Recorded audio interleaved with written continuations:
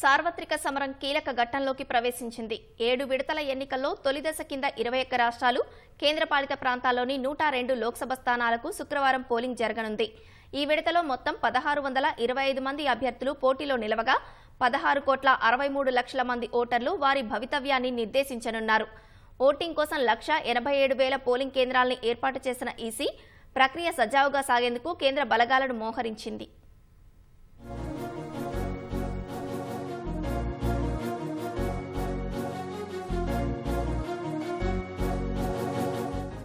సార్వత్రిక ఎన్నికల తొలి విడత పోలింగ్ కు సర్వం సిద్దమైంది. శుక్రవారం 102 స్థానాల్లో పోలింగ్ జరగనుంది.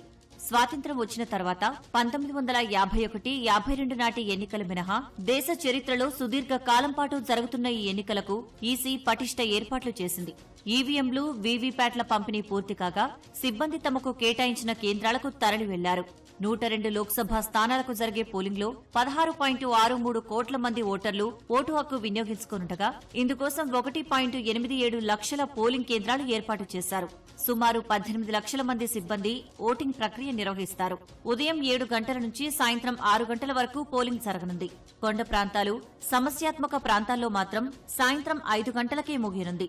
తొలి విడత ఎన్నికలు జరిగే 102 స్థానాల్లో 73 జనరల్, 11 ఎస్టీ, 18 ఎస్సీ నియోజకవర్గాలుండగా 1625 మంది అభ్యర్థులు పోటీలో ఉన్నారు.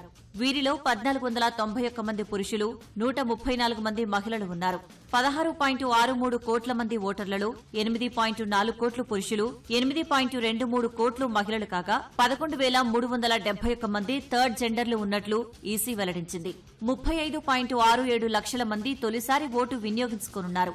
85 ఏళ్లు దాటిన 14.14 లక్షల మంది వృద్ధులు, 13.89 లక్షల మంది వికలాంగులు, వారికి సౌకర్యమున్న చోట ఓటు హక్కు వినియోగించుకునేలా ప్రత్యేక ఏర్పాట్లు చేశామన్న ఈసీ 102 నియోజకవర్గాల పరిధిలో 5,000కు పైగా పోలింగ్ కేంద్రాల్లో పూర్తిగా మహిళలే విధులు నిర్వహిస్తున్నట్లు వివరించింది.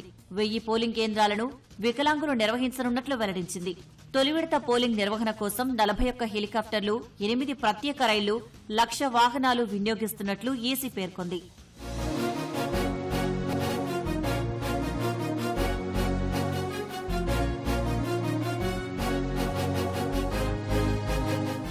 ఎన్నికలను శాంతియుతంగా, సజావుగా నిర్వహించేందుకు ఈసీ పలు కీలక చర్యలు చేపట్టింది. పోలింగ్ ప్రక్రియను పకడ్బందీగా నిర్వహించేందుకు పోలింగ్ కేంద్రాల వద్ద కేంద్ర బలగాలను మోహరించింది. 50% కంటే ఎక్కువ పోలింగ్ కేంద్రాల్లో వెబ్కాస్టింగ్ చేయడంతో పాటు అన్ని పోలింగ్ కేంద్రాలకు మైక్రో అబ్జర్వర్లను నియమించింది. తొలిదశ పోలింగ్ కోసం మొత్తం 361 పరిశీలకులను నియమించిన ఈసీ వారిలో 127 మంది సాధారణ పరిశీలకులు, 67 మంది పోలీస్ పరిశీలకులు, 167 మంది వ్యయ పరిశీలకులు ఉన్నట్లు వివరించింది.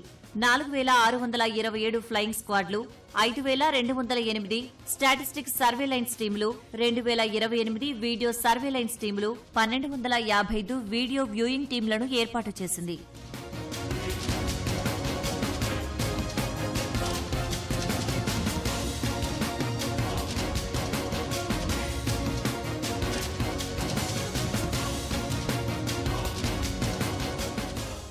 తమిళనాడు, ఉత్తరాఖండ్ సహా 10 రాష్ట్రాలు, కేంద్రపాలిత ప్రాంతాల్లోని అన్ని స్థానాలకు ఈ దశలోనే పోలింగ్ పూర్తి కానుంది. అత్యధికంగా తమిళనాడులో 39, ఉత్తరాఖండ్లో 5, అరుణాచల్ ప్రదేశ్, మేఘాలయలో 2, మిజోరం, నాగాలాండ్, సిక్కిం, అండమాన్ నికోబార్, లక్షద్వీప్, పుదుచ్చేరిలో 1 స్థానానికి శుక్రవారం పోలింగ్ జరగనుంది. మణిపూర్లో 2 స్థానాలకు తొలి విడతలోనే పోలింగ్ జరగాల్సి ఉన్నప్పటికీ ఔటర్ మణిపూర్ నియోజకవర్గంలో మాత్రం మొదటి 2 దశల్లో ఓటింగ్ నిర్వహిస్తున్నారు. 80 స్థానాలు ఉన్న ఉత్తరప్రదేశ్, 40 సీట్లు ఉన్న బీహార్, 42 సీట్లు ఉన్న పశ్చిమ బెంగాల్లో మొత్తం 7 విడతల్లోనూ పోలింగ్ ఉండగా తొలి విడత యూపీలో 8, బీహార్లో 4, పశ్చిమ బెంగాల్లో 3 నియోజకవర్గాల్లో ఓటింగ్కు ఏర్పాట్లు జరిగాయి. అసోంలో 5, ఛత్తీస్గఢ్లో 1, మధ్యప్రదేశ్ 6, మహారాష్ట్ర 5, రాజస్థాన్ 12, జమ్మూ కశ్మీర్లో 1 నియోజకవర్గానికి పోలింగ్ జరగనుంది. 102 లోక్సభ నియోజకవర్గాలతో పాటు అరుణాచల్ ప్రదేశ్, సిక్కిం రాష్ట్రాల్లోని 92 అసెంబ్లీ స్థానాలకు ఎన్నికలు జరగనున్నాయి.